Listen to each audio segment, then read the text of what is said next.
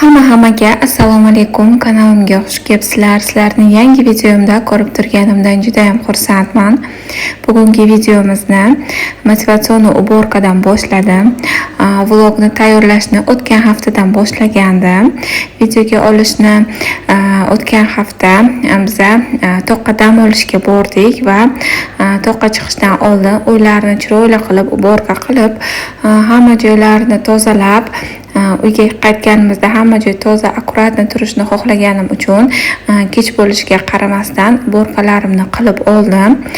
Birinchi navbatda bolalar eng ko'p o'ynaydigan xona qizimning xonasidan boshladim. Chunki bir kun oldin bolalar o'g'illarning xonasini, zalni birgalikda tozalagandik. O'zlarini ham tozalab chiqqanmiz. Kirlarni ham yuvib, o'tiklab, bolalar formasini tayyorlab qo'yganman.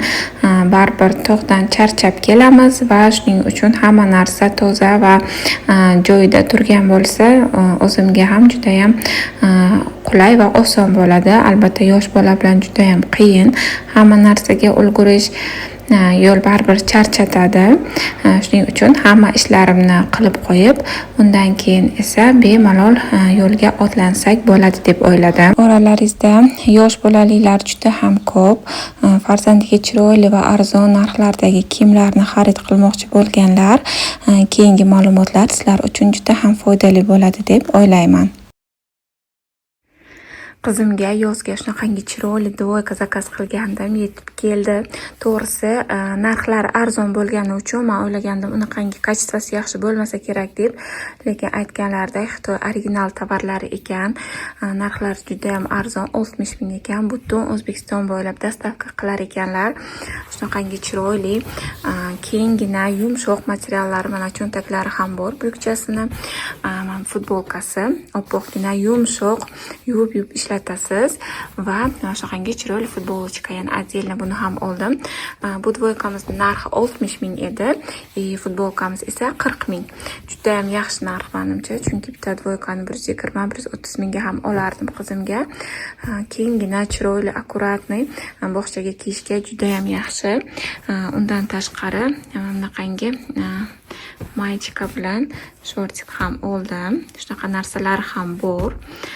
Gruppalarda buni narxi 45 ming. Bundan ikkita olgandim.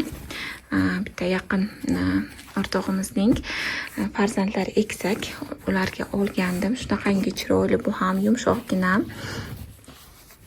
mayka bilan shortik, juda ham ajoyib narx.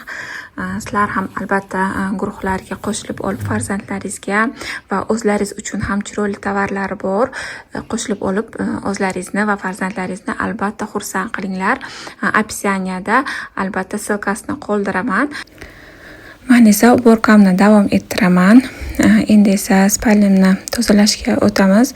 Birinchi pastellarini tozalab, undan keyin changlarni artib chiqaman. Aytganimdek, kecha o'zlarini tozalab chiqqanman, faqatgina shu xonamiz qolgan. Hozir bu yerni bo'lgandan keyin kuxnyani ham tozalab, undan keyin uxlasak ham bo'ladi. Chunki saharlikda yo'lga chiqamiz. Shuning uchun tezroq ishlarimni bitirib, dam olishga ham ulgurishimiz kerak ozgina. Hozir Abu Bakrga akalari qarab turishibdi. Men tez-tez ishlarimni qilib olgunimcha pastellarni almashtirib oldim. Endi hozir pilisos qilib changlarni artib chiqamiz. Va shu bilan sparlimiz ham qaytganimizda bizani toza va akkuratni bo'lib kutib oladi. Shu narsalarni o'ylab tez-tez ishlarimni qilib olyapman. Baribir uzoq yo'ldan qaytganingizda charchagan bo'lasiz. Tем более yosh bolalar bilan boryapmiz. Yo'lda qiynalib qolishimni o'ylab, hamma ishlarimni iloji boricha o'zimga qulay va oson qilishga harakat qildim.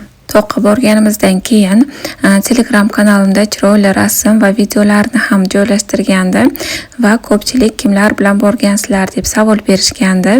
Shu haqida ham ozgina to'xtalib o'tmoqchi edim. Bizlar 16 kishi bo'lib borgandik, 3 ta oila. Bizlarni oilamiz, turmush o'rtog'imning sinfdoshlari, doimiy oilaviy do'stlarimiz, ular ham birgalikda borishgandi. Ularning ham 4 nafar farzandlari bor va yon qo'shnimiz, ularning 2 ta farzandlari bor. Umumiy 16 kishi bo'lib borgandik. Juda ham esda qolarli va ajoyib kichkina sayohat bo'ldi. Bizlar deyarli ovqat qilganimiz yo'q. Hamma ovqatlarni erkaklarimiz qilishdi. Bozorni ham o'shalar qilishdi. Biz ko'proq dam olib bolalar bilan mashg'ul bo'ldik. Bolalar ham maza qilib dam olishdi.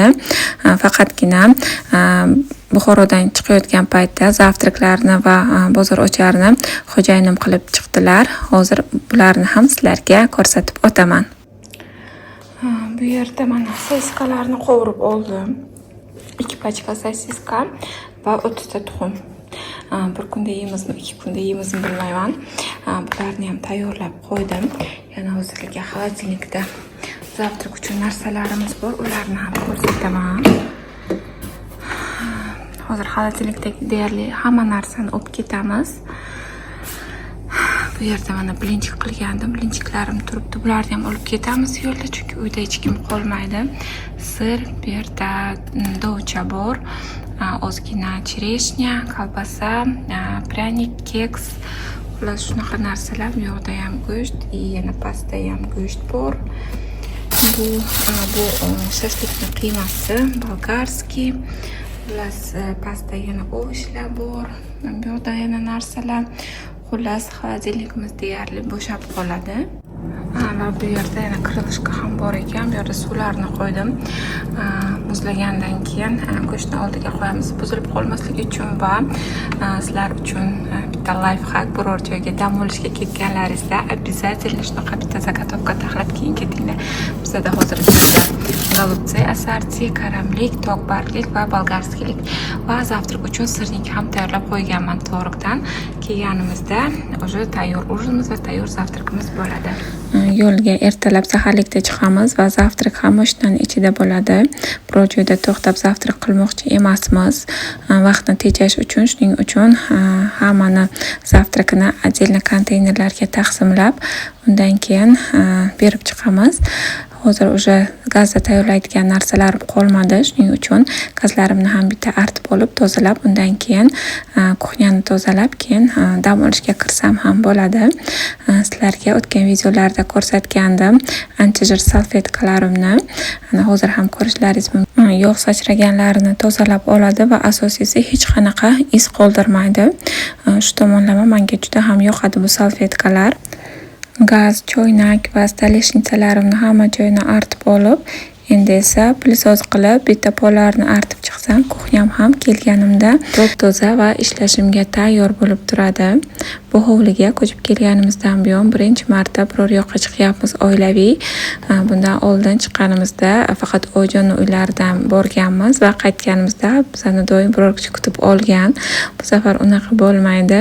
Shuning uchun xolodilniklarni ham deyarli hamma narsalarini bo'shatib, hamma narsalarni olib ketyapmiz o'zimiz bilan birgalikda va ularni ham shuning uchun iloji boricha tozalab, akkuratna qilib ketmoqchiman. To'g'risi juda ham Tojikistonga borishni xohlagan edik, lekin yosh bola bilan uzoq yo'lga chiqish salgina qiyinroq bo'ladi deb o'ylab, shu yaqin oradagi biror joyga chiqishga qaror qilgandik.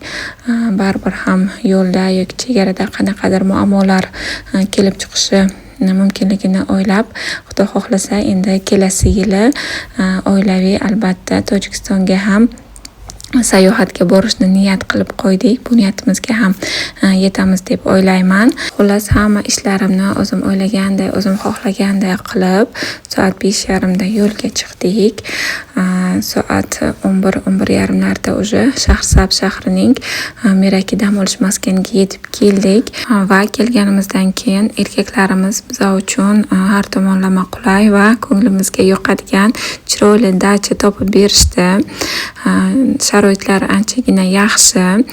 Tog' bo'lishiga qaramasdan issiq suv, sovuq suv, gaz, svet hamma sharoitlari bor edi. Uylar ham akkuratniy, nisbatan boshqa dachalarga nisbatan chiroyliroq va akkuratniroq edi. Xullas hammamiz erkaklarimiz tomonidan tayyorlangan ovqatlarni maza qilib yeb oldik. obedda, kechqurunda va ertalab zavtrak qilib bo'lganimizdan keyin toqqa chiqdik. Xo'jayinim chiqasanmi yo'qmi deb, xullas uzoq o'ylab baribir chiqishga qaror qildim. Oxirigacha tepasigacha chiqa olmadim, chunki Abu Bakr bilan birgalikda toqqa chiqqandik. Bu yerdan mana biz dam olayotgan o'sha Meraki City dam olish maskani dachamiz ko'rinib turibdi. Tog'dan tushib yana maza qilib ovqatlandik. Undan keyin bolalar maza qilib lato o'ynashdi. Yonimizda soy bor edi, soyda tushib maza qilib o'ynab, xullas eng maza qilgan bolalar bo'lishdi. Ayniqsa Abu Bakr borganimizdan qaytganimizcha faqat uxladi. Maza qilib hamma joyda faqat uxlagan paytidagi videolari tushgan. U yerdan chiqib esa Merakidan chiqib Sorak suv omboriga ham bordik. U yerdan chiqib esa G'elon degan qishloqqa bordik, lekin u yerni sal sharoitlari bizlarga to'g'ri kelmaganligi sababli u yerda qolmadik. Tog'larda qor turibdi hali ham. Juda ham bir ajoyib manzara ekan. Uylari, joylari, odamlari juda ham ajoyib ekan. Xullas u yerda qolmadik. Sal sharoitlari bizga to'g'ri kelmaganligi uchun va qaytishda Qarshidagi Poytaxt restoranida ovqatlanib, ujin qilib, sal dam olib, undan keyin uyga qaytdik. Xullas bizning kichkina sayohatimiz shundan iborat bo'ldi. Videomni oxirigacha ko'rganlaringiz uchun sizlarga katta rahmat. Keyingi videolarda ko'rishguncha sog' salomat bo'ling, o'zingizni asrang.